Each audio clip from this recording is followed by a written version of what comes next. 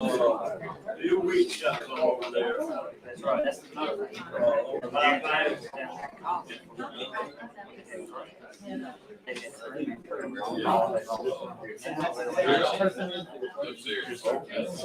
Well, I'm just over this.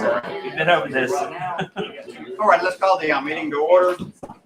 You've noticed something unusual. Myself and Alderman Stringer are on this side. We actually going to have a swearing in a second, so I figured to compress everything. And we were going to try to kill a few minutes so Haskell could get here. yeah, I was going to say, our press is late. Yeah, I yeah. thought I'd have to do it, so he can do it. And that will be reflected in the minutes.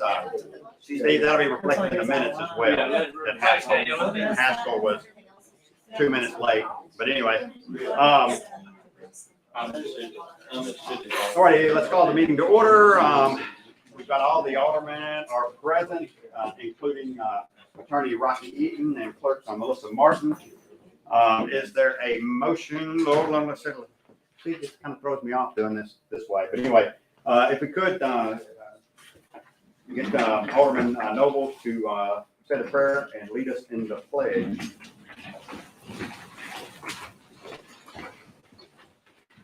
Oh, God, thank you so much for another chance for us to come together and just hopefully live up to the expectations of leaders of this community that you've entrusted us with. I pray that we do the citizens well and that you give us wisdom on that path.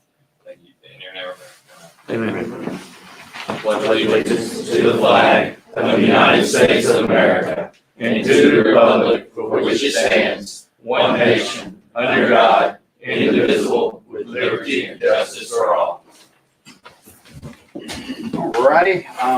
Is there a motion to accept the consent agendas, number 1 and number 2? So moved. Oh, to adopt the agenda. Let's adopt the agenda. There's a motion to adopt the agenda. The second. All in favor? Now, is there a motion to accept the consent agenda? Motion. Second. Motion second. All in favor? Aye. All righty. If we could, let me make a backup 1 second. We do need to knock off proclamations and resolutions. Have that reflected in the minutes. There's something with PERS and the actual retirement date, so we'll move that to another meeting. And if we could, I will move under orders and ordinances. We'll move number 21 and go ahead and do that right now. Is there a motion?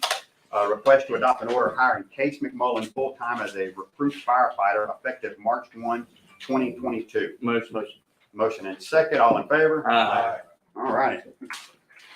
Now, we have sworn people in before and then afterwards to make sure they voted to hire them. So anyway, we want to get that done first. But anyway, basically, this is all we're going to do. I'll say it real slowly. But if you will, repeat after me. Raise your right hand. I, Case McMullen, I, Case McMullen, do solemnly swear do solemnly swear that I will faithfully support that I will faithfully support the Constitution of the United States the Constitution of the United States and the Constitution of the State of Mississippi, and the Constitution of the State of Mississippi, and obey the laws and obey the laws thereof, thereof, that I am not disqualified that I am not disqualified from holding the office of firefighter, for holding the office of firefighter, that I will faithfully discharge the duties of the office that I will faithfully discharge the duty of the office upon which I am about to enter. upon which I'm about to enter. So help me God. So help me God. Thanks, sir. Good deal. Congratulations. Hey, hold on 1 second. Let's make it even more official. Yeah, fine. Anyway, we try to do that because we want to show off the people that are going to support us. This is one of our departments is 24/7. They don't sleep, they don't get vacations and things of that nature. So we want to show them off as we can. So welcome aboard. I didn't know y'all didn't sleep. Yeah, we do that. Yeah, that's it. Welcome to the team, Case. Oh. Thank you. Yes, sir. You can grab all the comment sheet. Hey, we just you get that if you don't mind.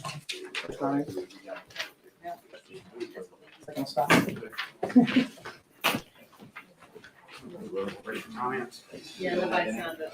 If we could, I'd like to call on Jerry DeFallo, who is president of our PSA and has done a fantastic job back. And do you want to announce it, or I guess you'll tell me what you just brought us? Yeah, so tonight I'm happy to submit the second payment of the year from PSA. That payment is in the amount of $37,177. So that brings our total this year to $68,000, which is higher than last year by about $3,000 at this point in the year. The largest expenditure that we had over the last quarter was some equipment that we bought for baseball. It was about $800. If you remember in the past, the city had covered the cost of that, and we kind of pulled that out of our deal so that PSA paid for that. So had a lot of things that were in bad shape and just need to replace them as we're getting ready for baseball.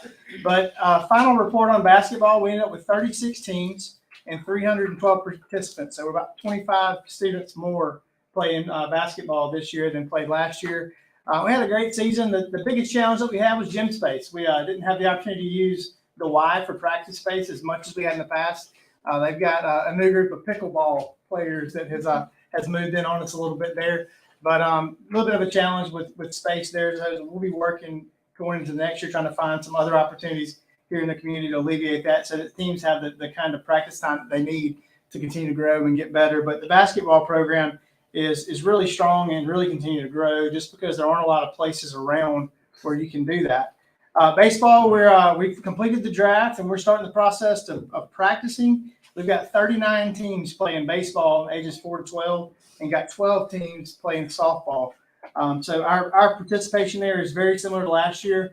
We're up 10 kids in softball and up about 4 kids in baseball as of right now.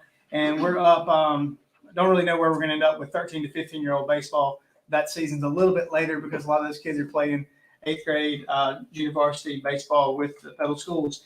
And so things are going really well. Just so that you guys know, we have transitioned our baseball program from an independent program to Dixie Youth. Prior to that, we were with Cal Ripken. Went to an independent model last year, and this year made the decision to move back to Dixie Youth. And so really excited about that. I think a lot of us grew up playing Dixie Youth and had a little bit of success doing that. So it's kind of nice to be back in familiar territory. One of the things that's happened, every year they select different locations for their district tournaments, state tournaments, and typically your first year locations don't get the opportunity to host a tournament.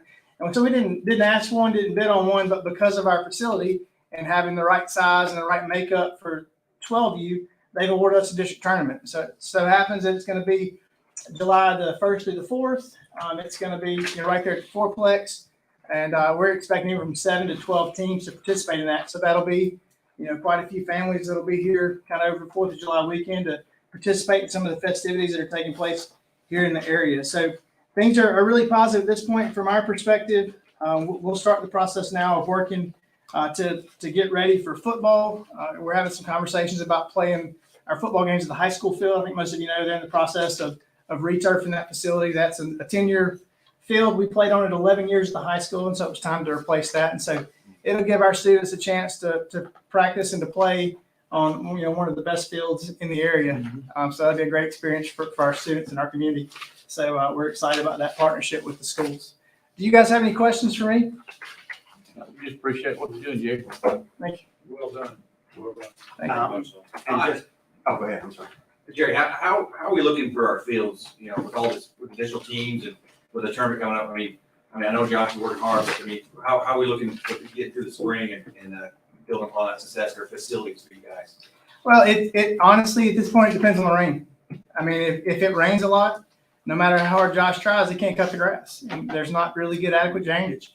If it rains a lot, I mean, we had to postpone our tryouts because it rained on Wednesday, and there's just no way to get on the fields when it rains on Wednesday. And so, we're exploring some opportunities to fix that, in the short term rather than the long term. But that's one of the great things about this 3% thing. It gives us an opportunity to address some of those things.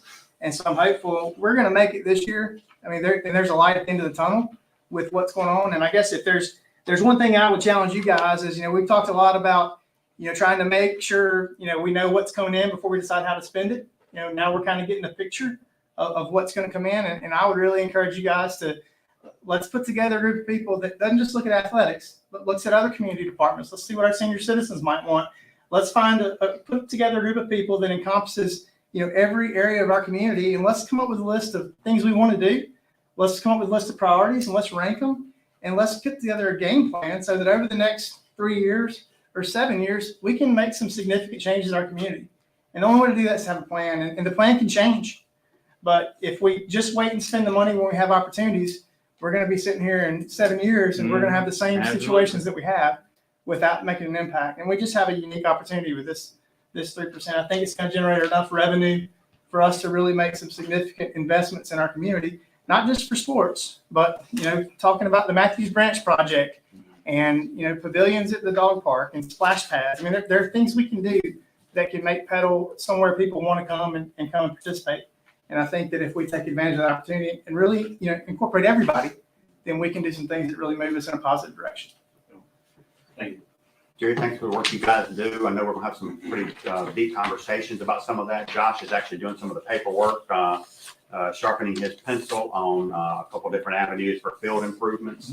So there's gonna be some, I hate saying this because it seems like the structure of government moves so slowly, but it will teach me patience, teach us patience. Some of those announcements are forthcoming, and obviously we want everybody to be a part of that conversation, but it's gonna be better.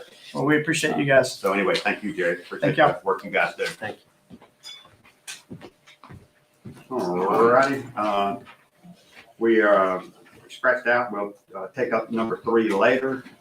Old business. Number 4, is there a motion to accept the vendor agreement with PRVO? Motion. Is there a second? Discussion. Okay. Just, are we gonna talk about what it does for us as a community by accepting this? I mean, people know what PRDO does for us? Well, I don't know if people know, but it's to help low-income families pay their water and sewer bills. That's the Pearl River Valley Association organization. One we use in our community right now for electrical support Yeah. for members who have. I think they probably pay other stuff. And primarily for us for electrical, I know that, but this is basically expanding that because they got additional money from state to go into the water business to help low income. And right now it's the qualification level is up to $27,000 for the household. But so if you're having trouble with your water bill, then they can, if we accept this vendor agreement, then they can also help Petal citizens with their water bills. But there's a lot of stipulations that you have to qualify for it. But I think this is a win-win by us go ahead and work this agreement. Now there's a lot of administration type stuff that's you won't see out there, but it'll be on their heads. So I appreciate you guys doing that. So we I think the concern was what the parameters were when you start to shut off people. So I think after a conversation, Melissa has a better comfort level with that. Obviously, we still want to have control of our water system and everything, but also at the same time, you want to help where you can. So I think we've got a good understanding of that going forward. Yeah, so I just appreciate you bringing it to the board, Mayor, on like this. Like I said, it's a win-win for our citizens, for those who are in need of that resource. So and that's just, if you need more information, just go to their website. Again, it doesn't go through us, it goes through their website.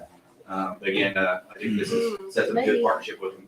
There's a thing hanging in the water department with a little QR code you can scan that takes you to it. So It was up on our Facebook Yeah, I page can or try website. see if I Once we can get it on the finalized. website. You can just Google PRVO and it'll pop right up. You'll listen, it'll say exactly what they do. Got a motion and a second. All in favor? Aye. Under general business, request to accept the resignation of Dalton Dell from the fire department effective March 3rd, 2022. Is there a motion? Motion. Is there a second? Sorry.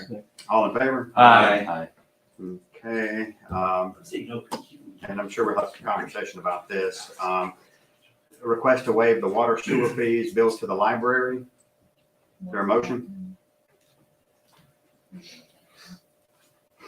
Anybody? I guess we got the information earlier. And I guess I'll say that we can say it died due to lack of motion. We had looked at it and advice of our council was that it really wasn't a feeling that we could actually offer this. We're not talking about a ton of money as well. And we give $500,000 to the library as it is. So that might be another budget conversation that you compensate for that number and just say, okay, we'll give you $500,000 plus $1,000 and there you go, there's your water bill, something like that. But anyway, we got some information earlier that we felt like, and I guess understand this, I guess I'm in a new role. If a vote of that nature ever took place and money's cut out of taxpayer dollars, oddly enough, the mayor does not get to pay any of that money. It's actually the aldermen that pay that. So we do take very seriously the advice of our council in those kind of situations. Sometimes we probably get accused of playing it too safe, but at the same time, These guys don't get paid a lot of money for the work they do, and it'd be a shame, not to mention the bad press you get. Get to cut a check on the back end of it as well. So I appreciate their due diligence in this matter. All right, number 7, is there a motion to request to accept the staffing agreement with Express Employment Professionals for Public Works employees? Motion. Is there a second? Second. Any conversation? Yes. I've worked with Express before. I'm leery sometimes for what I got. I had to send them home a lot. Let's just be very diligent about what we're asking for before they come in, because we're paying them prime dollar. Oh, yeah. We not only pay the people a set amount, but we have to pay the company so that the company can keep going. Be very, very diligent about who we're bringing in and what they're doing, and you gotta stay on. You have to. Good. I see Mike writing that down. Who made that? You don't have to Oh, write, Drew. stay on them, but I will. You make the motion. just make sure. But anyway. Drew, do you mind amending your motion to accept this agreement with 3 provisions for indemnification struck out that I've outlined to all of you guys earlier? Yes, yeah, with those are the 3 legal recommendations. That puts us in line with what we do with Josh, similar. And the counterpoint is that we found some good employees that are now city employees, so it's kind of a test drive some of those guys. And so, Mike, thank you for looking at different opportunities to kind of, get a chance to test drive some of these guys and bring them on board long term. I know you're struggling with getting quality people for long term. So. And this is an extension really too of the employment issues that are going on nationwide right now. So we're not immune from it I know we're a municipality, but we're also a business, so to speak. So I appreciate looking outside at the outside ways to make sure we get the job done. Anyway, we've got a motion and a second with the revisions of the motion. All in favor? Number 8. You say to this, watch this Oh, now. she's already got them figured out. Motion to adjust the water services bill at 104 Ferncrest Loop in the amount of $180 due to a leak. Motion, and this was on my side, so. Is there a second? Second. All in favor? Aye. You said you're gonna pay it? Wait a second. No, I didn't say I was gonna pay it, I said this is my ward. You taught me to. Number 9, a motion to adjust the water services bill at 106 Brentwood Avenue in the amount of $169.20 due to a leak. Motion. Motion and second, all in favor? Aye. Number 10, request to adjust the water services bill to 413 McInnes Avenue in the amount of $69 due to a leak. Motion. Is there a second? All in favor? Aye. Number 11, request to adjust the water services bill to 109 Denham Drive in the amount of $200.40 due to a leak. Is there a motion? Is there a second? Second. All in favor? Aye. Request to adjust water services billed to 213 Waller Street in the amount of $362 due to a leak. Motion. Is there a second? Second. All in favor? Aye. Okay, Steve, you can say it now. They all signed it. Oh, okay. Can I say something? You check before the meeting? Can I say think. something here? If you come before the board and you ask for a variance on your water bill, you ask us to lower your water bill or take it back Adjust to it. normal, adjust it. You get one chance at that. So if you come with a $30 or $40 adjustment, and 2 months later you have a massive leak at your house, and you have a $300 bill, you're responsible for that $300 bill, and legally we can't go back and fix that. So use these adjustments. And they can only get the adjustments due to a leak if they bring the repair bill to That us. is true. Yeah, you have to prove that you actually fixed it. So for a $40 leak, I'm not sure it's worth coming before us when 2 weeks later, your line could rupture and you could have a $1,000 water bill. And then legally, we can't touch it. So please be very, very specific when you ask for an adjustment.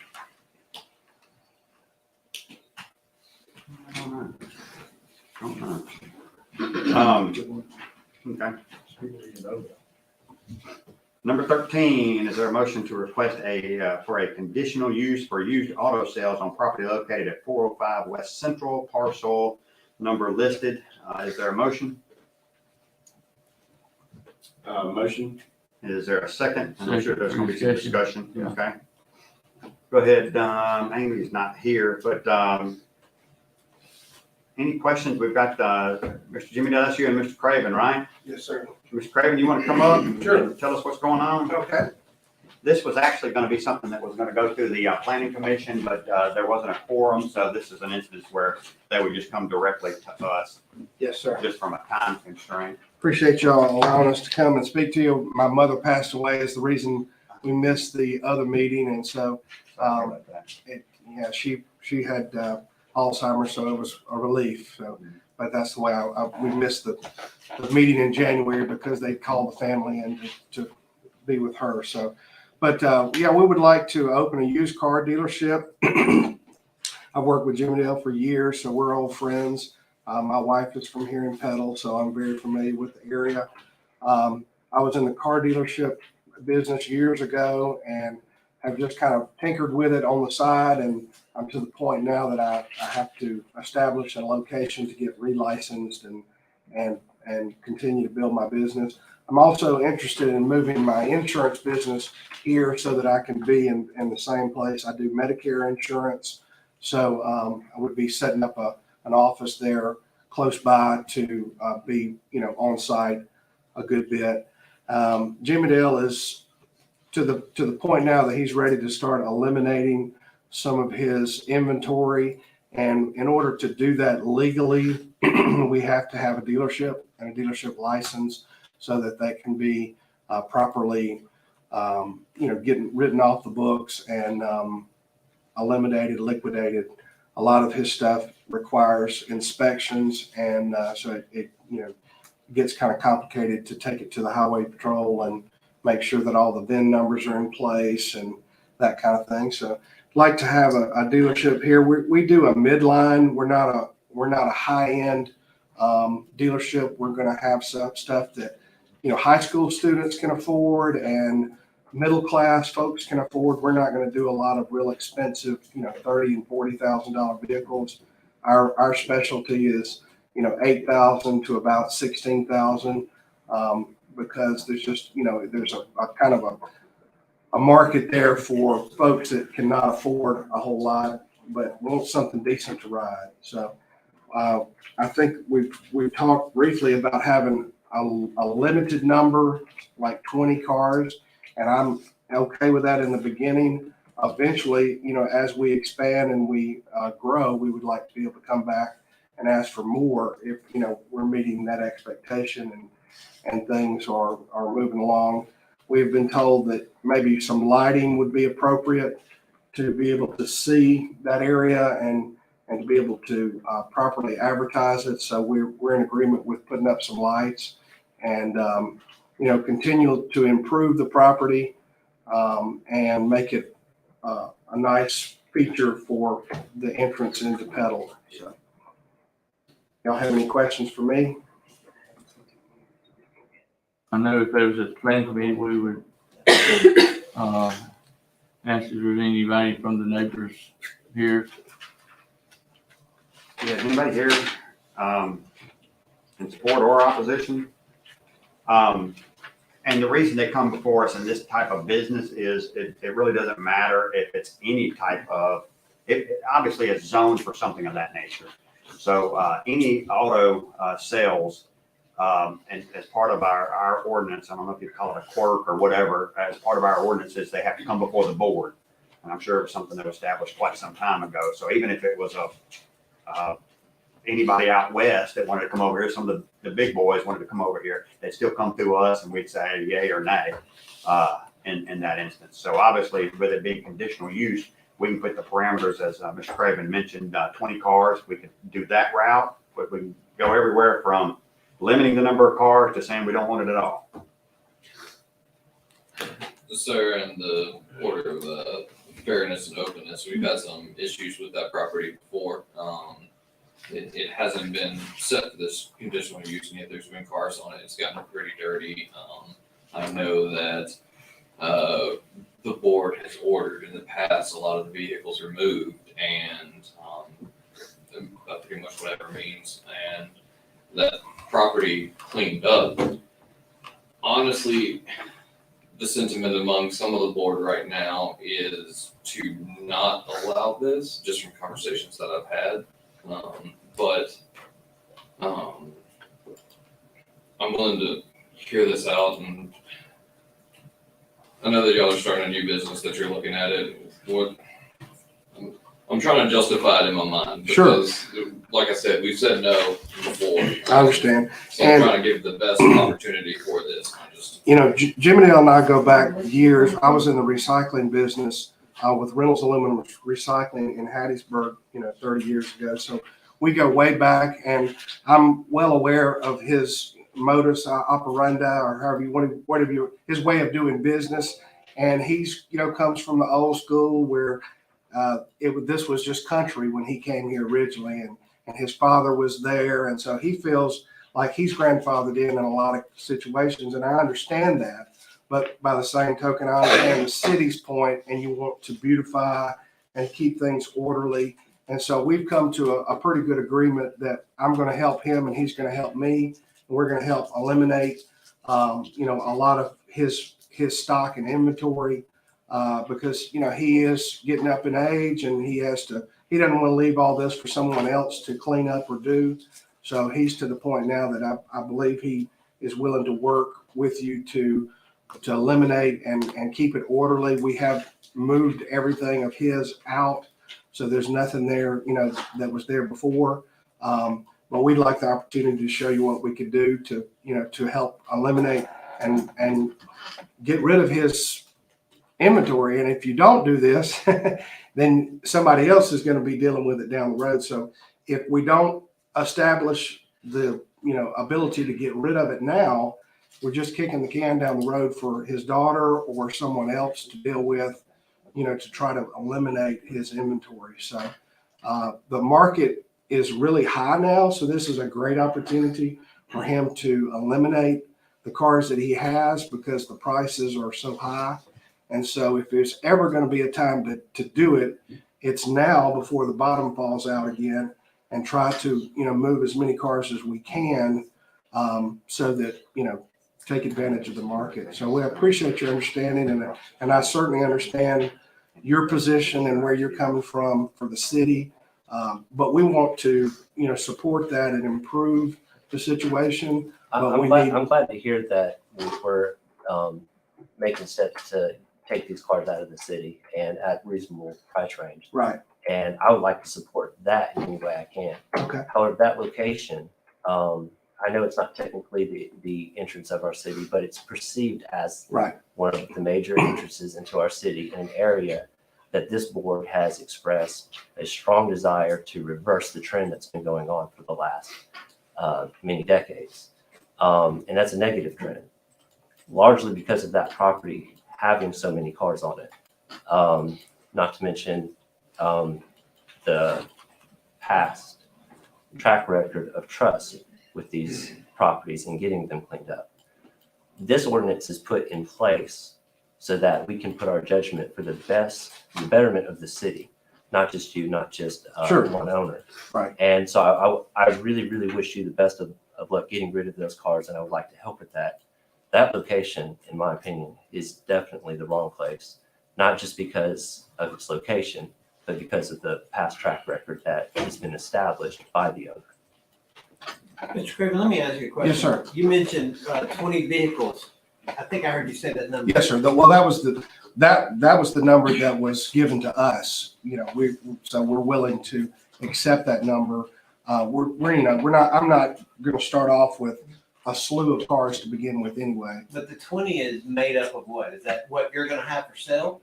What I'm going to have for sale and Jim and Dale's cars that we are going to get into shape to sell and move over there to sell. So we won't be doing, any kind of junking or recycling or anything like that. It'll be cars for sale that'll be placed there.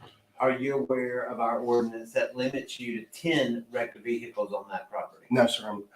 We were told that it was 20. Disabled vehicles. That's right. We're talking about wreck. That's why. Yeah, we're not going to have any disabled. It's We're not going to that's ready to drive off the lot. We are going to do some repairs in the auto part. There's on the backside, there's a part that we will. Facing the railroad track. No, it actually faces this way.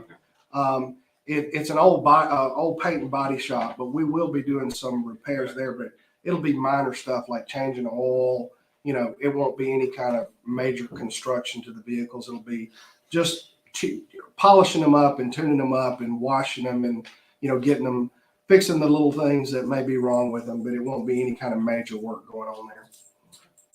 But no disabled cars will be left there or placed there. It'll only be cars that are ready to be sold.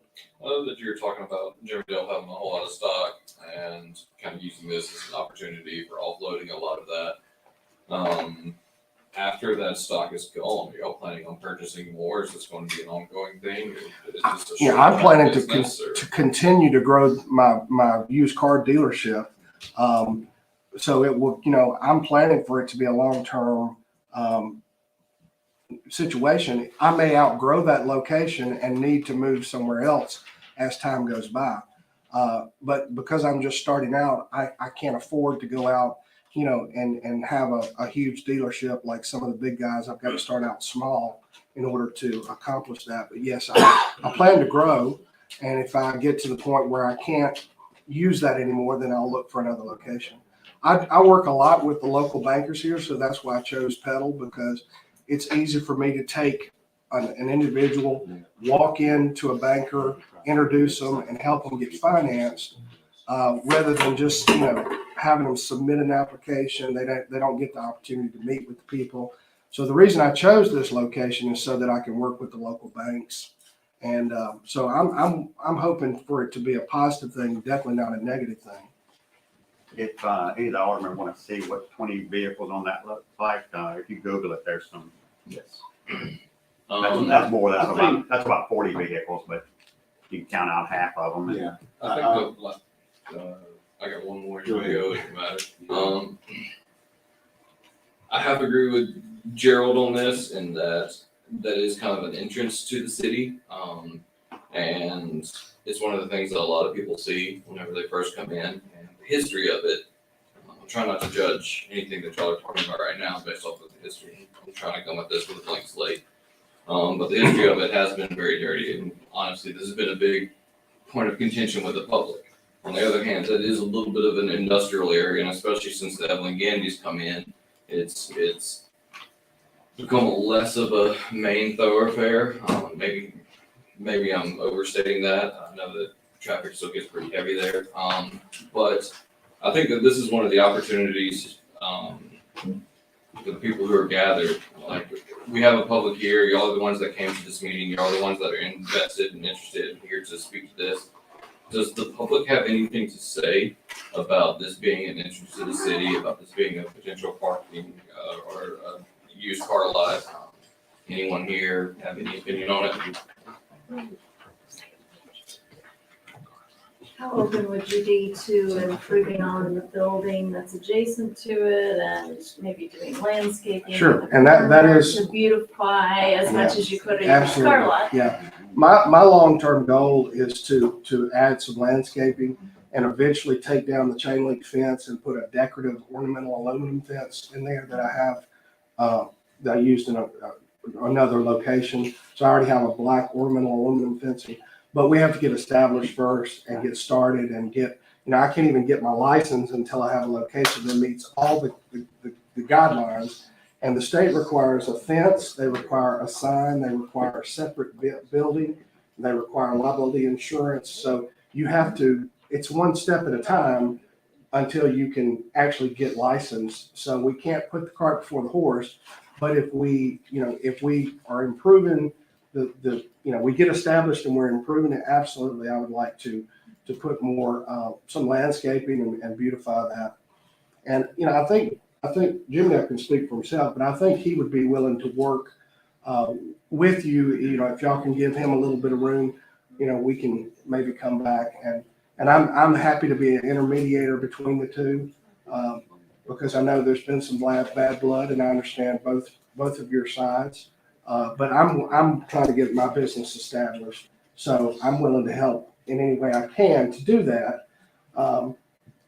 You know, but again, if we don't make an effort to start, somebody else is going to be dealing with it down the road. And, you know, I don't know what that means. I don't know what a better suited location that would be. I don't know what y'all see in a long term. I would recommend the property owned by Jimmy Dale Odom just on the other side of Highway 11? That's industrial, and that's where he's got all of his cars placed.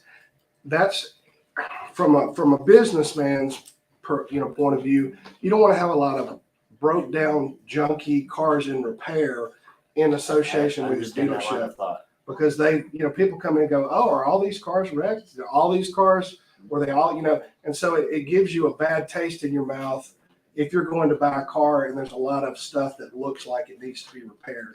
So that's not an ideal location for me to be, to have a lot of cars that are in repair or, so I understand, and we looked at that. We talked to him about that. But it's just, for what I'm wanting to eventually have, that wouldn't work for me. So. If I make just a couple of statements here. The more that I've listened to you talk and everything, you said a couple of key words that I like. You've used the word improve several times, and I think for that whole area, not just this, and I think that's a key word that, even as a city, we continue to look at. I really haven't thought about this specific point until just the last few minutes when we talk about that being an entrance to the city. I've lived here pretty much all my life, 40 something years. And that's been, there was a time where that was a main entrance to our city. And I say this with all due respect to the current businesses that exist there, because they've been there, most of them, they've been there for most of my life. But when you cross the bridge and enter into the city right there, literally popped up in my head a couple of minutes ago, to be honest with you, that property aesthetically is really kind of the least of our problems in that area, in my opinion. I mean, we have, you come across the bridge and right to the left, and I say this again in all due respect, these are wonderful people. They've been here for a long time, second generation, I believe, business. But you've got, who knows how many, 1,000 junk cars, parked, that are being parted out. That's all I see when I come in. And so, I think in the last several weeks, I know we've had hiccups. I know there's been ups and downs and strains in relationships and things like that. But that property does look good. It looks better than it has my whole life that I can remember. And I'm certainly willing to work, because ultimately, yes, we want something there. We want a positive future for that property. And so, all that said, I know I'm kind of rambling. I think I'm willing to kind of ease into this relationship and understand that we obviously we want the best for that relationship, but also with the understanding that we do want to maintain the integrity and improve that, and not to go backwards. Right. It's taken a long time to get the results and the progress to where we are now. Well, and we don't want to go. I can't speak for Jimmy Dale, but I know him well. And like I said, we go back 40 years. So when I was fresh out of college, he was our landlord. So I know him well. He's the type person that once he digs in, he's like a mule. He's going to sit down, so y'all been pulling against each other, and he's been in a position of, I'm in the right, because this is all grandfathered in. This was my daddy's property. I've been here for 50 years. So I understand where he's coming from. So, when you get somebody in an opposing position, it's hard to negotiate out of that when you're sitting down. He's to the point now that he's well and ready to start, getting rid of a lot of stuff, because he doesn't want to leave it for his daughter to have to deal with. And she brings a lot to this area, and she's a very, bubbly person, and she wants to, she doesn't want to hurt her daddy, but she wants to be a part of the community as well. But we're to the point now that he's really ready to start getting rid of some stuff so that he doesn't have to leave it for them to deal with. So, and I'm helping him to work on that plan. So, he owns a lot of property here. He could hurt you, you know, if he is not willing to do some things as well. He's improved this area because I know he's bought a lot of these buildings and sold them to reputable people. And that whole area, I mean, I know it well. It's been improved over the years. So I think that, you know, I can help facilitate this if you give us an opportunity to do that. Greg, let me ask you this. You also, there are tax dollars involved in this as well, aren't there? Correct. There is, that's another thing that, you know, I know that you have opinions and I know y'all take a lot of pressure from people, but it also brings tax dollars. Every time you sell a car. Every time we sell a car, that's 5%. And then also the banks are more successful and the people are able to get local financing. Why not keep the business here than sending them into Hattiesburg Another to question, get? that's not a hard surface over there on that lot, is it?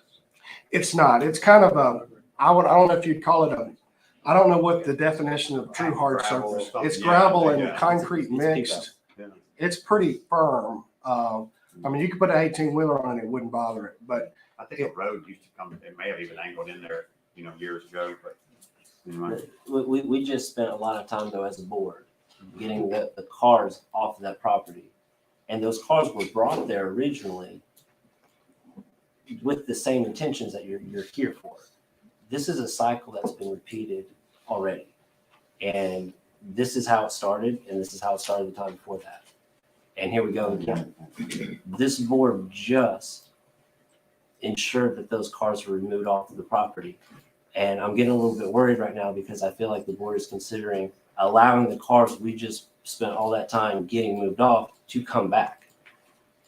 And I'm going to be quiet now because I feel like I'm getting angry about that.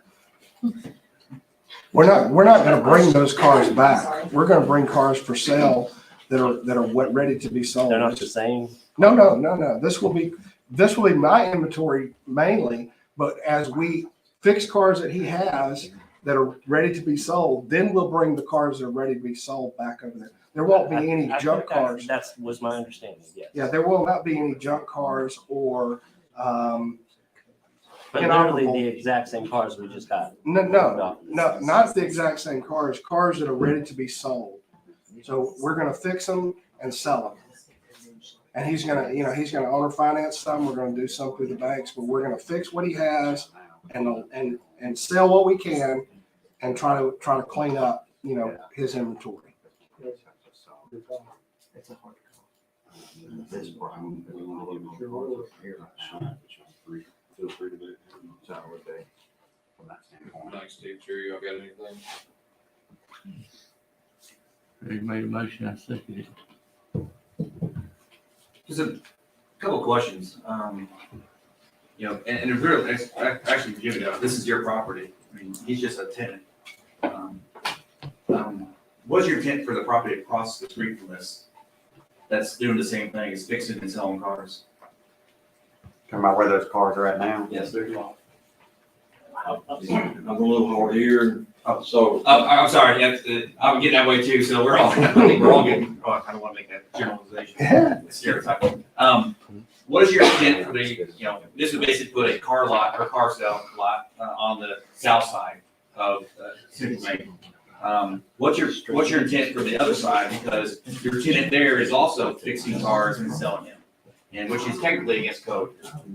So that lot is not coded yet, which would, you know, so is your intent to, part of it? yeah, so is your intent to do the same thing on the north side? I least at the Reagan Robinson for an automotive repair shop. And of course, you can, I don't have anything over sale, but he can sell 24 a year by the law of Mississippi without a license, which he's not doing that. But he can sell up to 24 a year, along with his repairs. See, that's what it'd be nice to have Amy here, because that's my understanding that that's not accurate. Which one are we talking about? The east For the north side? side, the north side. No, are you saying that's not accurate? You're talking about anything automotive? Yeah. Oh, okay, yeah. Because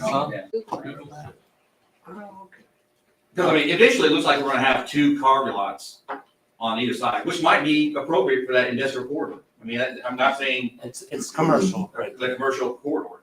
I mean, it'd be nice to have a plan versus. If I could add, Just like it's Gary said, commercial that abuts piecemeal stuff in. residential. We're not really thinking, this might be the right plan, to have an auto dealerships all up down, like we already got Bruce, we got, we're gonna get another, a record claimers location. The issue, the concern, I think, what we've always been, is about making sure it's presentable.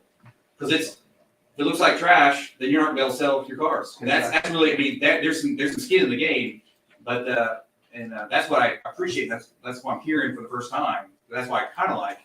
But again, it's all words right now. I mean, there's got to be some trust.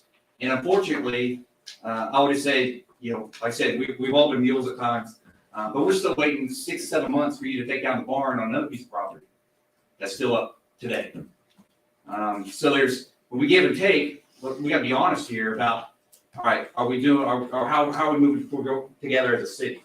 So that's my concern is like, what I'm hearing is sweet nectar, but is it reality? And that's what I like to ask about, what is a used car lot and what defines a used car? If it's a junker, and let's say you decide you're not staying in that business anymore, and let's say you move forward, you move on, you win a lottery, or, and you remember all of us, hopefully. And then what happens? That property is now, it goes back to what I was told historically was, you had cars there, you got a friend who was basically doing the same thing, repping and selling, using his car license, which is a good model. But we got to the point where that whole place looked, not to the standard I think we all wanted to be. So I don't know what type of requirements or where we can make sure we don't get to that level. A little bit of my fear is, because I like a lot of what you're saying, and I want to be as fair as possible in this decision. But there is that history there, and a fair bit of me is wondering if we go back to how it was a few months ago. Now we've zoned that place for a car lot, and there's less options for us to do anything about it, provided it does degrade. We'll still have some ordinances and things like that, but it seems to me like this is a good turning point to either say that this area needs a new change or allow this to go ahead. And so that's where my. Well, I don't know the whole history, and I don't know what all he was asked to do, but it seems like he has tried to make an effort to clean up and meet some of your specifications. He's done an excellent job cleaning that area. Okay, so can we give him credit for that? Because he could have just said, no, just do what you're gonna do. So, I mean, it's a give and take with everybody. Those are the games we don't want to lose. Right. Well, but I understand that, but realistically, what is the solution here? How is he gonna get rid of this stuff? You just expect him to throw it all in and take a loss? Or, I mean, what is your expectation? And ultimately, I don't know does it benefit the city for it to be a blank gravel pad indefinitely? Well, you're gonna be collecting sales tax, so you're gonna have immediate. Yes. Greg, do you have any suggestions on what your expectations of what this is gonna look like, or what the fence is gonna look like on the lots that you have? I don't have anything prepared at this time, but yeah, we could, bring some, we could have a site plan done and show some future expectations. My advice would be if the city doesn't want this to be an industrial area that's used for It's this not an type of industrial business. area. It's a commercial area that abuts residential. Okay, so I would say, what do you expect to be there? What is your vision for that area? What kind of businesses do you want there? And then how do you incentivize that to gain those type of businesses? So I don't know what else. I guess a good analogy would be, we love that a used car lot would look like Strands that took over the Huddle House. I mean, they spent a lot of money making that place look, Yeah. now that's a higher end, but yeah, but that's kind of what we're trying when we improve the appearance of the city. But that's kind of maybe a gold standard probably. Like I said, they had that was old Huddle House and they had to do a lot of work. So I don't know, and again, it's not, you're building your foxhole each day. Like I said, starting a new business, which, I think like the mayor's always said, we want to be pro business as much as we can. I just like to have some sort of, make sure we have some sort of recourse if we see a lapse back where we're all from all the gains you've made. Because you did on that property, you've done everything you've gotten to the point where it needs to be. And thank you for that. I mean, it's taken a while, but hey, we're there now. We just don't want it to go back to where it wasn't. And don't forget, in the same area, we're still dealing with another used car lot and trying to get it into code compliance. And it's a very slow process within iShot. We do, basically that, in your instance, just talking with Rocky, we don't believe we have the leeway to say, hey, we're gonna give you a 6-month tryout. Believe, obviously, basically, if we say, hey, here's the 3 conditions you have to follow, then it becomes a code condition or a code situation if it falls outside of that. Y'all can vote on this either, but let me just speak to something that you raised. Ordinance 7.41, and I mentioned it to him earlier, that's what limits it to 10 wrecked vehicles on that piece of property. Now, he could have other vehicles for sale, that's the limit. And this ordinance goes on to say, we don't want this to become a junkyard, and we define junkyard in section 5.36 of the ordinance, and our city code folks have the ability to determine, are you above the 10 number? So, I mean, there are some limits. It's not completely arbitrary what's a junk vehicle versus used.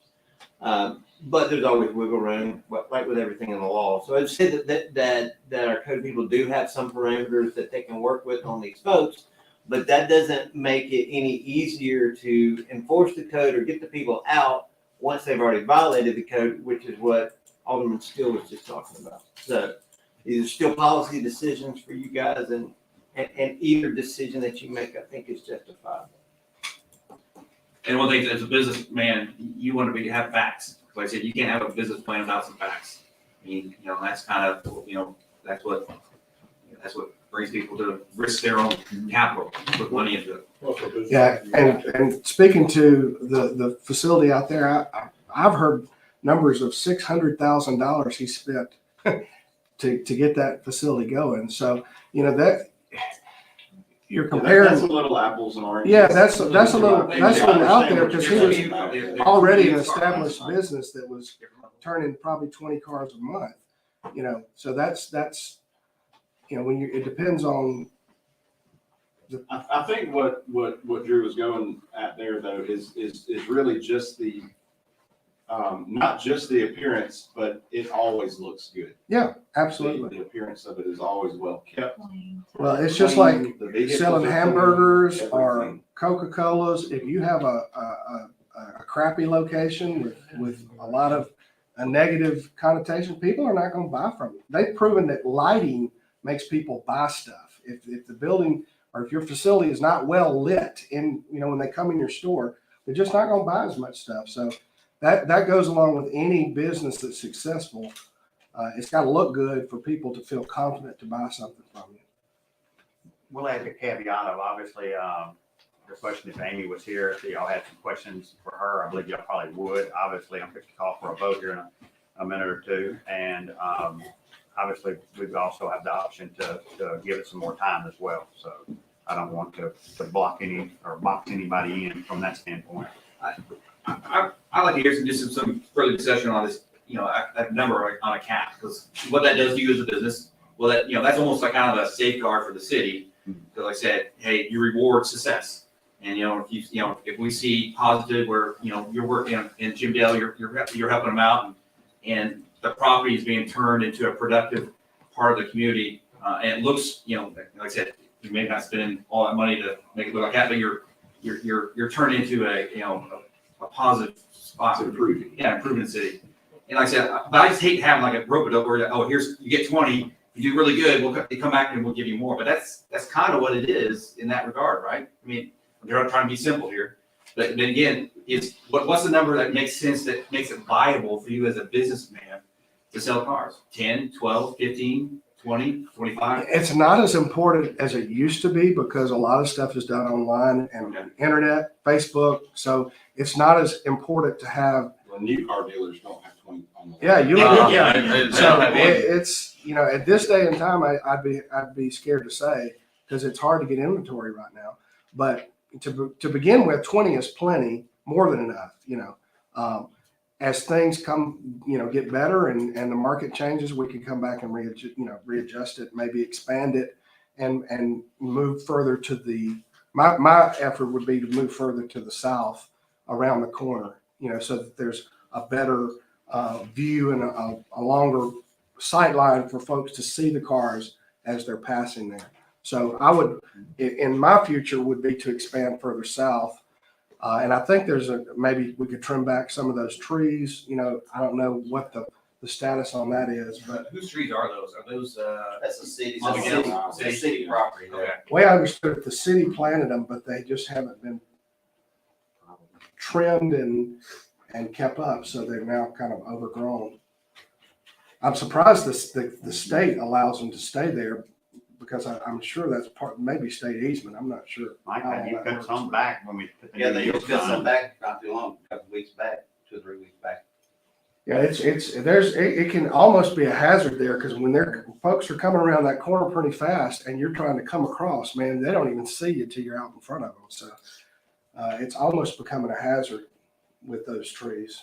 I prefer to maintain the trees there, just I'll put down a stake in the ground, but back to this is, you know, I'm willing to, you know, again, what it really do is throw Mayor back to you as the, you know, CEO, executive officer here, because it's about enforcement. And if we have complaints come back to it, we're coming to you and say, this is not, you know, Let's deal with this it. is not, you know, and not a 90-day, 30-day, like we're doing with some other. So when I was over there, that was my caveat is that, hey, you do have an opportunity to get rid of some cars. So boy, that's the hook, so to speak.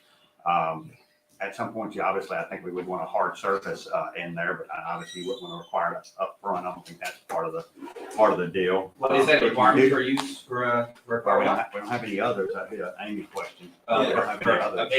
pavement for, I mean, I know her, but again, she would be she knows off the top of her head. And 2 weeks probably ain't gonna make or break this deal, but anyway, I'm just throwing that out there. If, My major concern here is that, excuse me, Jim Dale, you pass away and we got 900 cars sitting across the street and with no way to get rid of them. I have a major concern that it turns into a rotting infestation over there. you're talking about this. Yeah, if there's nobody Where maintaining you that, storing the cars now. You're talking about this being a solution Part to of get the rid of some of them. Part of the Yeah. because, you know, if something does happen, it could be tied up in a state for years. It could be tied up in court with people trying to decide what to do with it. So, you know, my advice is move now, but you know, that's y'all's decision and I know you have people to answer to, so.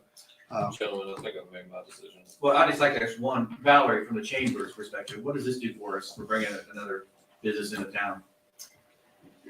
On that side of town. Not to put you on the spot, but I'm. putting you on the Well, spot. you are putting me on the spot. I am for business, and anything that brings business to Petal is, of course, something the chamber encourages, and we want to support our businesses. But I have been recently studying our plan, our 2040 comprehensive plan for the future of Petal. And it's very clear in that plan that one of the objectives is to improve the entrances to our city, particularly at Highway 11 and the East Hardy Street Bridge. By doing that, we hope that it will bring businesses to downtown Petal, encourage more investment in downtown. So I certainly don't want to discourage anyone doing business, but I do think that we want to be heading in a different direction on what we want to have in our downtown. And this is our downtown corridor. It may be across the tracks, but it is considered our strategic corridor in downtown. Central Avenue and Main Street. Those are our strategic corridors into our city, downtown. Ooh, I don't pay for that one. I'm sure you get that done. Any decision here forth is completely Valerie's call. We'll blame her for it. I know. Mr. Mayor, can I say a couple things? Yes, sir. I didn't come prepared tonight to say anything, but I want to bring up a couple of things that is just thinking in my head here. First of all, I want y'all to know that Mr. Craven and I did business probably 40 years ago also. He was in the real estate business. I was in the survey business. Never had a problem. The man did what he told me to do. He may not have been happy with me if the property line didn't end up in the right place. I hope not. And we had a great working relationship over those years. I would still consider him a friend. Glad to see him the other night. Another thing that kind of means a whole lot to me. When I bought some of the property on Evelyn Guinea, y'all think about, started as Zaxby's. You got Zaxby's, Rainforest, Harvey's, now, all of that that's going down there. When I bought the first piece of property, it went from 250 foot deep to 125 foot deep on the other end. And I went to negotiating with Mr. Odom, and he is a tough negotiator. Y'all hear me? To the point that I was trying to buy enough land to make it 300 foot deep all the way down, because I felt like that would meet the requirements of what was needed out there. We met, we talked to my office, we went on site. I told him, I said, I can't do what you're asking me to do. So the next morning, he called me and he said, would you meet me out there one more time? And I said, yes, sir, I will. We met on top of the hill in the back of that property out there, and Mr. Odom agreed to sell me a piece of property. What he said was, tell me what you want. Tell me what you want to do. And I told him exactly what I wanted to do, expand my land out. I told him what I could pay for the land in order to be able to make it a good piece of land for the investment. And he told me, which meant a lot to me, he said, I'm gonna sell you the land just for what you want to pay for it. I'll sell you the rest of it if you want it. And you are the man to take this piece of land and do something with it. I'm telling you right now, that meant a lot to me.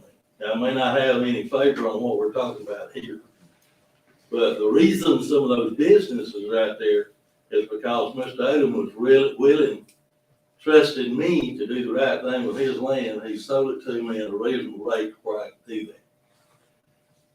that. It's my understanding with a conditional use, that has been renewed. Isn't that correct? It's a 1 year thing that renews every year. Not to my understanding. And it sticks to the property, not the business or the person running the business. But if at the end of the year, Mr. Craven didn't do what he said he was gonna do. I've done a lot of subdivisions for myself and other people and different things. Many a time, this board and the planning commission both have approved projects subject to certain things being done.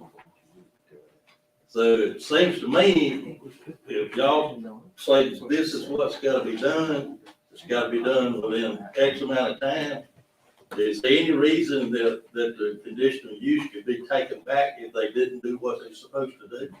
Yeah, I mean, yeah, I think if he didn't comply with a condition that this board put on it for the granting of the conditional use, then yeah, I think arguably it could be taken back. I don't think the way our ordinance is that this is gonna be renewed on a yearly basis. I think the alderman have correctly surmised on that. I think that's true for other cities if they're so worded that way in their ordinances, but we're not.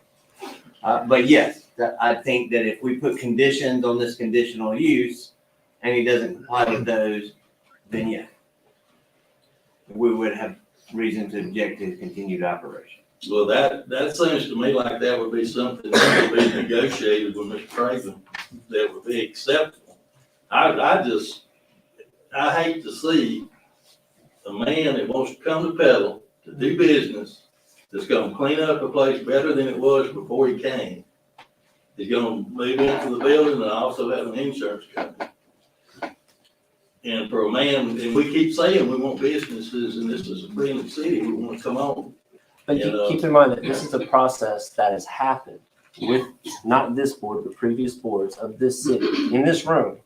This has happened with many of the same individuals. And the ending of this story isn't good. And we just now got that property clean weeks ago. Well, we definitely don't want to repeat the same mistake. Well, I completely, I agree with that statement 100%. But if you got a man saying, I'm gonna upgrade it, I'm gonna make it better than it's ever been. Whatever you want it to do, ask him to do it, put it as a condition. I don't know how you can walk away from that, because the next guy that walks in there may not have to have a conditional use, and they may do something worse than what they're putting. But I think Jimmy Dale, aren't you to the point that you want it cleaned up, done, finalized, done? Yeah, and I think- David take over? I think the main thing that y'all are not understanding is Jimmy Dale is now ready. He's to a point in his life. He's always worked to build money and buy low and sell high, but he's now to a point in his life where he's trying to put a lot of things to bed and closure. So, you know, we're at a point here where he's willing and you're willing, and I think we can come to the same agreement. Mr. Craven, did you say just earlier that you could show us, come back to us with Sure. a plan and show us what you Absolutely. want to do with this? Yes, sir. If that's the case, I'd like to suggest that the mayor, over the next couple of weeks before our next meeting, get together and come up with some conditions. And at the same time, let him show us what it is that he's got plans to do. And then we vote on it after we hear the conditions and see what he's got in mind. That was my thought exactly. Michael. Thank you. And the only thing I add to that, if you could come back and this is really a regulatory issue, because if we put conditions on this conditional use, will that allow you to get your license? Because don't you have to actually have a? I have to have an established location for the state to come out and inspect. Yeah, so And if it doesn't meet those guidelines, Yeah. I can't get licensed. So I don't want the state to come here and say, well, this is not a, it's a conditional for a year, they might say, it's gotta be permanent, by deed. But that's, or they might say, that's fine, I just wanna make sure we don't put you in a spot where we get all the way down the road, we do the condition, then the state, somebody in Jackson comes say, pencil pusher says, nope, sorry, you don't get licensed, because the city of Petal didn't, made it something like this. Just So we can get to make sure that he would be set up for that properly, and so we don't screw you over in that Sure. regard. Mr. Craven, will 2 weeks hurt you? No, absolutely. No, we've waited Okay, this I'm long. gonna make the motion because we're all debating. Now we this. have a We already have a motion. We already have a motion. Revise my motion to table, for 2 weeks. Then we're in agreement. I'll second. Steve, Who wants to say? I was. Steve. You sure? Mhm. Can you bring I us remember that? that part. I remember that What we're part. talking about, so that we can. Yes, sir. I believe I can think we need to accomplish see that. more than what we're seeing. Right. And it all loads on the history of what's been going on with the property. I understand that. My only question is, what is the city's future improvements for that area? Lighting, are y'all working with the state in any way on lighting that area? And not, different lighting or any other? For that area now. No, the first step was cleaning it up. And In my opinion, and of course y'all know what you want to do, but lighting is huge, especially for crime and for people's, perception. So if that entire area could be better lit, I think it would encourage businesses to improve and to maybe, invest in that area. So, but you understand what we're looking for when we say. yes, sir. You, a site plan, yeah. Greg, let me give you one of my cards. Okay, yes, sir. Because it says one on the back. Okay. So between me, you, and Amy, let's get together and think of some type of, something similar he can. Don't take care of that. You as well, Mr. Chairman. Thank you so much. We'll be back in touch. We didn't beat you up too bad. No. You gotta say All aye. right, all right. We've got a motion and a second, for the revised motion, all in favor? Aye. Any opposed? Nay. You did well, thank you. Thank you. And the only thing, my only point of contention will be that I don't know that Alan has been up and down on anybody for 40 years. Where that's coming from, but anyway, whatever makes you happy, Alan, if you want to. That's okay. I didn't even look at the paper. Number 14. Thank y'all. Yeah, we don't have much left, folks. Don't we pay, I think we pay a fee to YouTube, so we're trying to get our money's worth. Number 14, is there a motion to request to approve the docket of claims for the month of February 2023 22. Is there a motion? Motion. Is there a second? Second. All in favor? Aye. Okay, number 15, request for the following to attend MAPDD Annual Conference in Biloxi, Mississippi, April 19th through the 22nd. Mayor Tony Ducker, Melissa Martin, Amy Heath, Drew Britson. Is there- Second with the discussion. Okay. I think I want to go too. Well, you should have said the motion. You should have made the motion with the addition of you. Oh, with the addition of me. Is any, we've sent out an email, is there anybody that else would want to be added? I would very much like to, but my work schedule won't allow it, and I'm really glad that there are some aldermen who are interested. Well, Hey, here's the I only deal. get, I only get He'll four probably say personal. great, he'll say great without pay. Okay. So I'm really glad to have some aldermen who are. Include Alderman Stringer. Oh, okay. Probably just lost a few of you on this, but anyway, toughest vote of the night right here. This is the one, this is the map DD, right? Yeah. Yeah. My recommendation is that, you know, Alderman, I mean, I said, we need to be down there on Thursday, Friday, or the Wednesday, Thursday Yeah. classes. And we're gonna change that, because we do have a meeting on Tuesday, so we'll be down there Wednesday, Thursday, and Friday. That will save the taxpayer about $200 on the first day. And you hit the, matter of fact, Stringer, maybe you don't have to drive together. Well, I guess it's like that motion. Yeah, with the condition, with the condition. There we go. All two Alderman short next week. Is that all, anybody else wants to go? They're gonna claim they weren't invited, so we've got video proof of it. Got a motion, got a second, all in favor? Aye. Alrighty, number 16, request, for Matthew Hyatt to attend the Mississippi Association of Chiefs Conference in Biloxi, Mississippi on June 14th through the 17th. Is there a motion? Motion. Is there a second? Motion and second. All in favor? Aye. Chief, is that what, that's a, It's annual, they have two conferences, winter and the summer. You need Alderman Stringer? I'd rather go south in the summer. you need Alderman Stringer to go? No. Sure? Are you sure? I can arrange my schedule. Let me name that. Well, shoot. Seems you would get a report back. I'm telling you. There you go. Number 17, request for Cody Crawford. Now, this is the one I'd want to go to attend basic LE sniper course. That's March 7th through the 11th of 2022. That's coming up. Is there a motion? Discussion. Isn't Cody already the best sniper in Mississippi? If you ask him, he is. So it's the fastest training. He is one of the best. I put him up against anybody, yes, sir. Sounds good. Metal's only He 3 was miles. trying to go to this class and he said he would do it for himself, so I hope. We've been trying to do it. He hasn't seen me shoot yet. but I need If he's to- not the best, we'll make him the best. He may be. He's probably the best. He's pretty good. All righty, got a motion, got a second. All in favor? Aye. Number 18, request for interested officials to attend NEDC Economic Leaders Forum, April 27th through the 28th at USN. Is there a motion? Motion. Okay, second, all in favor? Aye. Number 19, request for William Bullock to attend Rope Rescue 1 at the Mississippi State Fire Academy, March 7th through the 10th. Cost will be meal allowance only. Is there a motion? Motion. Motion is second, all in favor? Aye.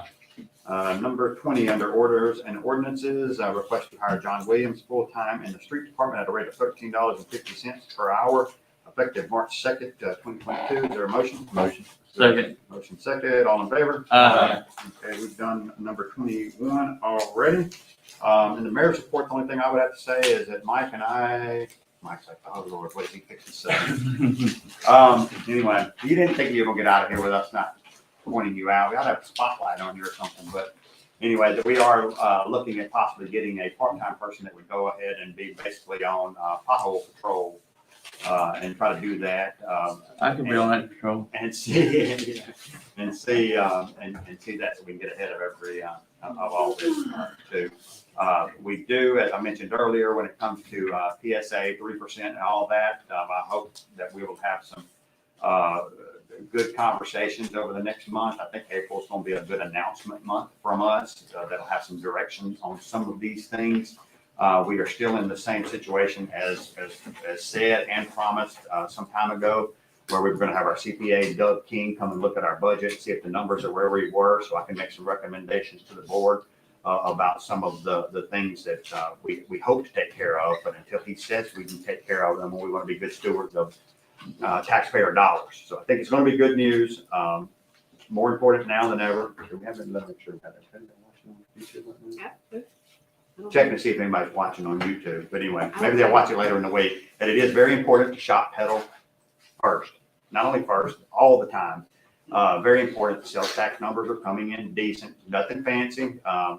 Haskell did a good story on our third check for the 3% was 87,000. We need it to be 65,000 a month. 87 is blue collar. I mean, it's not 110, but it's not 40. So it's just enough, Alan, just enough to get us in trouble if we don't keep our thumb on it, right?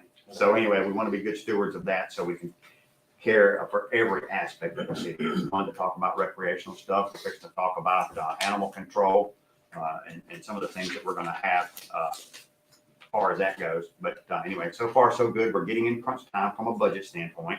If you wait too late in the budget, there's not enough time for you to make up any mistakes. So that's why we want to be smart about that, and not have to come in here in August and jump through hoops to find $500,000. Or anything of that nature. But that's all I've got. Does Alderman have anything? I would like to say thank you. We had some hard rain a few weeks ago, like seriously hard rain, and I can't believe I could walk outside. It was amazing. Thank you, Mike. I really appreciate it. Thank you, Mayor. I know that was a lot of work. I'm glad you brought that up. That's some things that we are working on, and hopefully from a personnel situation, we can get that. I've talked with Alderman Strickland about possibly doing a detention area over there. It's simple from that concept, but you got to have the manpower and the tools and stuff to get that done. So it's just like I complained about the slow process of government, and that's just part of it. So patience. We've got a lot of activity over the next 6 months. It's going to be mind blowing. I don't have a lot of patience, but I have a lot of gratitude. So I appreciate it. I definitely appreciate that. Because, we are trying to move it in the right direction 6 months from now. Think about some of the announcements that these guys know that and decisions that they're going to have to make. We loop right back into budget season right before you get into it. So when I always talk about how quiet we get in June and July, because you don't want to make anybody mad right before you go into budget season. You might vote against my stuff. So anyway, I appreciate the board's due diligence. I see a lot of activity going to the events that we have. I appreciate that. These guys don't have to do that. And I'm very appreciative of that. They don't get paid enough, in my opinion, for that kind of stuff. I know one of y'all's gonna say, but we knew the pay that but at the same time, if you'll catch on to what I had said earlier about if any mistakes are made, if I say something to them incorrectly and they act on that, I don't have to cut the check. It feels a little bit better now. But they would. So when you start talking about the amount they get paid compared to the liability that they do with each decision they make, it's not a job for everybody. So I'm very appreciative of their work, appreciative of Attorney Rocky Eaton, and I'm appreciative of Melissa has to deal with me the most. So I'm appreciative of everybody that's here with the city. Hey, I'd like to say one thing real quick. I don't know if Josh is still here or not, but I think most all of us attended the Black History Month celebration this past week. I've been to several of those through my time on the board. And I'll tell you, hands down, that was one of the more entertaining events that I've been to. So I appreciate our Parks and Recreation Director for his leadership on that. That was well done. City is still looking. We might get the PD involved in it, looking for video of Alderman Stringer dancing. So if That did not happen. if anybody has that out, I'll try to raise a few dollars. Wait, the girl for a said bounty. that. So maybe we'll have a steak dinner at Sully's or something. If we can get that video, just deliver it to me. We don't want your name. We just want the video. No, we want your name. Miss Ada? I would just like to say, it should have been more people there, but he was late doing it. But I told him at the thing, it was beautiful. It was nice. And I appreciate, because if you hadn't, I would have told you. I appreciate all of y'all being there, because if you hadn't been there, I would have told you tonight. But Yeah, I she would too, believe appreciate me. y'all being there, and it was nice. It was really nice. Alderman Stringer was And late. well, he was late, but I had to call him. I had to go see my granddaughter play He told me, soccer. I told him, But I didn't see any of the, did I see any of the police there? I don't You didn't remember. see me there. No, I didn't. Uh-oh. You wasn't there. But I saw the chief, fire chief, he was there. But it wasn't just for, I said this, way, it wasn't just for the black folks, it was for everybody. Anybody wanna come. And it was nice, and I really enjoyed it. Well, next year I'm gonna sing, so. But there we the go. next year Me it's gonna and be Tony different. both. Yeah, we're gonna both sing. But Dang. Mr. Spratt did dates. Good to appreciate it, Zeta. With that. I said it on radio. We're gonna have a quick work session afterwards. Is there a motion to adjourn? Oh, we ain't working? Just a quick one. All in favor? I'm kidding. Cool, thank y'all, gang. Appreciate y'all. After I got through doing that, I sprayed somebody, I took a video, and I was trying